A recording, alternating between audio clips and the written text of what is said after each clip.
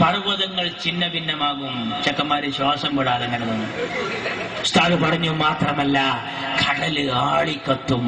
ബേജാറാകന്നെ എവിടെക്കെങ്കിലും പോണം. ഇതൊക്കെ കേട്ടപ്പോ ശാന്തമായ സൂചി വീണാ കേൾക്കുന്ന നിശബ്ദതയുള്ള ആ സദസ്സിൽ ഉസ്താദ് പറഞ്ഞു പത്രേ, അന്ന് അല്ലല്ലാത്ത ഒന്നും ഉണ്ടാവില്ല, അന്ന് അല്ലല്ലാത്ത ഒന്നും ഉണ്ടാവില്ല. അപ്പൊ പിന്നിലെ വെഞ്ഞിന്ന് ഒരു ചെക്കൻ സ്പീഡിൽ വന്നിട്ട് ചോദിക്കാത്തരെ അന്ന് മദ്രസ ഉണ്ടാവുമോ? ഓന്റെ ബേജാർ എന്താണെന്ന് അറിയാം, സദർ ഉസ്താദ് മരിച്ചിട്ടാണെന്ന് മദ്രസയ്ക്ക് വരഞ്ഞിട്ട് കാത്തിട്ടത് എന്ന പോലെ ഈ പള്ളി പൊളിക്കുന്നു, JCB വന്ന് മഞ്ചേരി പള്ളിയുടെ മിനാരം പൊളിക്കുന്നു, മദ്രസ അവതാളത്തിലാകുന്നു. ഈ പ്രതിസന്ധി മുഴുവൻ വരുമ്പോ KT ജലീലും PT റഹീമും PMA സലാമും TK ഹംസാക്കയും Mappila സഖാക്കളും വന്നിട്ട് പിന്നിലെ വെഞ്ചിന്ന് വന്നിട്ട് ചോദിക്കുക അന്ന് ലീഗ് ഉണ്ടാവുമെന്ന്. പാവം, നിങ്ങൾക്കൊന്നുകിൽ നാണം വേണം, അതല്ലെങ്കിൽ മാനം വേണം.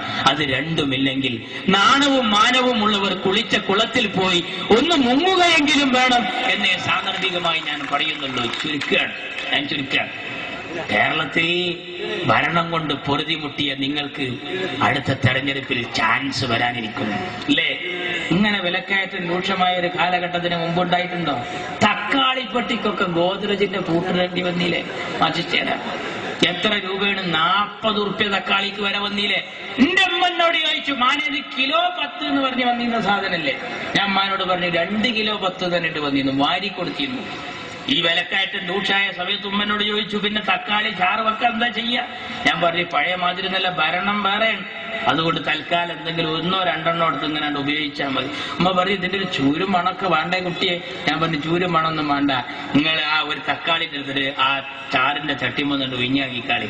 ഈ പറമ്പിലും ഈ ദേഹത്തിലും ഈ കേരളം വന്നാകെ ഉപദ്രവിക്കുന്ന സഖാവ് അച്യുതാനന്ദൻ, കൊടിയേരി, പിണറായി തുടങ്ങിയ എല്ലാ മൂർത്തികളും ഒരു 2 കൊല്ലത്തേക്ക് കൂടി അടങ്ങി നിൽക്കണമെന്ന് പറഞ്ഞ അടുപ്പിൽ കണ്ടിട്ടും ഒരു പൊട്ടി വെക്കും. ആ മണം മതി നമുക്ക്, വേറെ ആലോചിച്ചിട്ട് കാര്യമില്ല.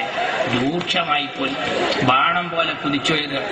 ഞാൻ ചോദിക്കുന്നു, മാറ്റിച്ചേരാ ഇങ്ങനെ കറണ്ട് കട്ടുണ്ടായ ഒരു കാലഘട്ടം ഉണ്ടായിട്ടുണ്ടോ? ഞങ്ങളെ ഭരണത്തിൽ കറണ്ടിന് ചാർജ് കുറച്ചു എന്ന് മാത്രമല്ല എമർജൻസി മുഴുവൻ കേടുന്നു. കാരണം എന്താ? ഉപയോഗിക്കായിട്ട്. എന്നാ ഇപ്പോഴത്തെ സ്ഥിതി എന്താ? രാവിലെ കറണ്ട് പോണ്, ഉച്ചക്ക് കറണ്ട് പോണ്, വൈകുന്നേരം കറണ്ട് പോണ്, എന്നിട്ട് കറണ്ട് കട്ട് യശാമാരിവിന്റെ ഇടയിൽ.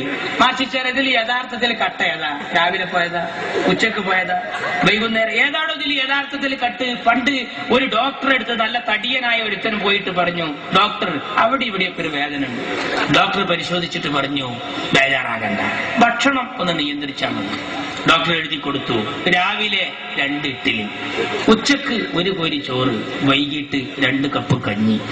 ഇത് കേട്ട് ഈ സാധു ആകെ മൊത്തം നോക്കി. രാവിലെ 2 ഇഡ്ഡലി, ഉച്ചക്ക് 1 കോരി ചോറ്, വൈകിട്ട് 2 കപ്പ് കഞ്ഞി. പുറത്തേക്കിറങ്ങി.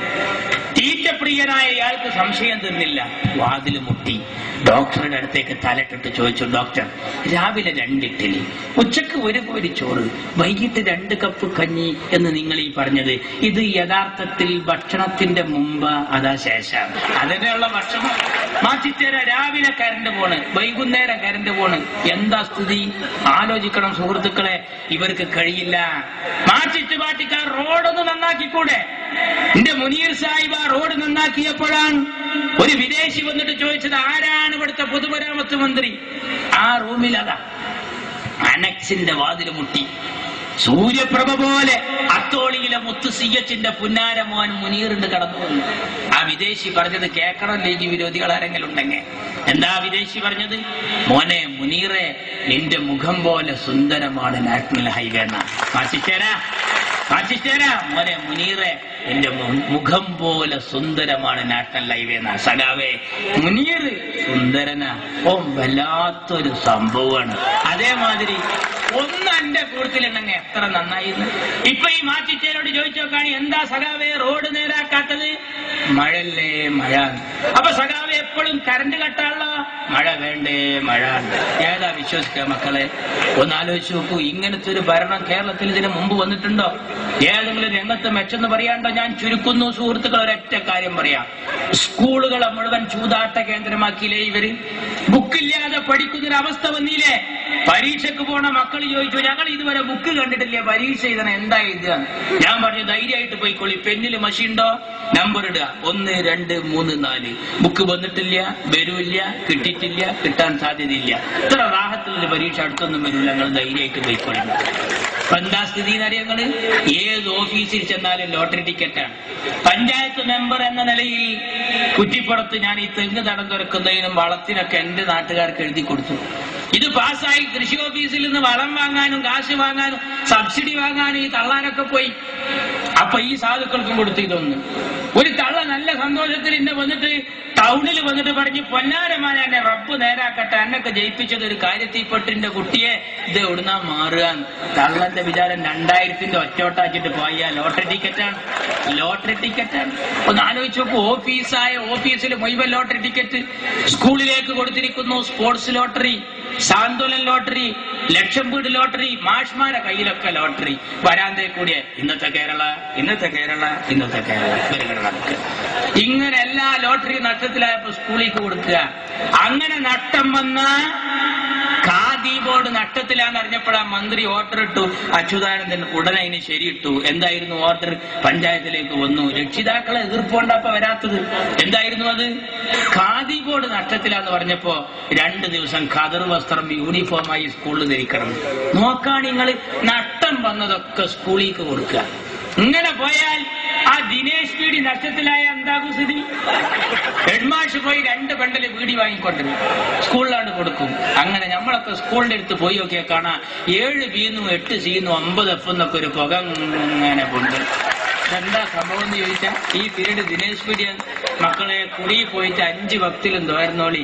Beverage corporation നഷ്ടത്തിലാകാതിരിക്കട്ടെ. അതും കൂടി നഷ്ടത്തിലായ നമ്മളെ മക്കളൊക്കെ കാട്രായി അടിച്ച് വരുന്ന വരവൊന്ന് ആലോചിച്ചോക്കാൻ. ഒരു ഭരണം എന്തിനു പറ്റും? പാടത്തും പറമ്പിലും പാടുപെട്ട് പണിയെടുക്കുന്ന പട്ടിണിപ്പാവങ്ങളെ പല തവണ പലതും പറഞ്ഞ് പറ്റിച്ച പാരമ്പര്യമുള്ള പാർട്ടിയായ ഈ കമ്മ്യൂണിസ്റ്റ് പാർട്ടിയെ ഒരു പാഠം പഠിപ്പിക്കാൻ പാണക്കാട്ട തങ്ങളും പാണ്ടിക്കടവത്ത് കുഞ്ഞാലിക്കുട്ടിയും നയിക്കുന്ന ഈ പടയണിക്കൊപ്പം നിൽക്കുക. അള്ളാഹു അനുഗ്രഹിക്കട്ടെ. അസ്സലാമു അലൈക്കും.